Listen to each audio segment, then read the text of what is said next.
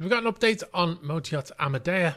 We did a sort of breaking news video last night to say that the vessel had popped back up on AIS at the entrance to the Panama Canal on the Pacific side. The vessel left San Diego about 9 days ago now, went dark immediately, and now we know headed south. We figured it was probably, one of two directions she was going in. Well, obviously the vessel was dark for the whole way down. I suspected that we'd make contact with the vessel once it got near land somewhere, and I was correct in that. So the yacht arrived at the Panama entrance, came through the traffic separation scheme, heading towards the canal, where they needed to switch on the AIS, which they did. And the vessel was arrived about 10:15 hours UTC, which is about 4:15 local time, I think. The vessel then dropped anchor there and waited for a slot. This is the way it works in the Panama Canal. You don't just turn up and go through. There's a lot of traffic waiting to go through, and they probably timed it. So they either got priority, you can pay extra to go through sooner, or they just had that time booked, and then they were able to go to the front of all of the vessels that were waiting. But that's the way it works.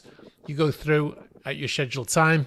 You have tugboat support as well. You have a pilot on board, and then you head first through Miraflores locks, and then you go through Panama, and you come out on the other side into the Caribbean Sea, not the Gulf of Mexico, like I said in the last video.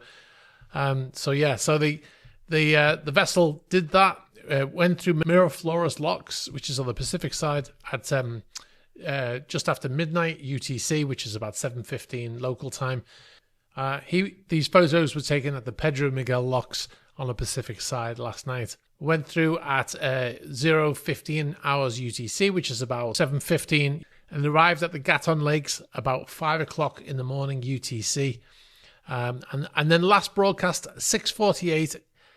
So the vessel left the locks, headed out into the Caribbean Sea, and then immediately switched off AIS again. I mean, I've never seen a more flagrant violation of AIS as that vessel's done. It's very clear what's happening here. Switched off the AIS, went south, had to turn it on to go through Panama, came out the other side, immediately switched it off again once out of that traffic separation scheme. So the vessel's now in the wind again.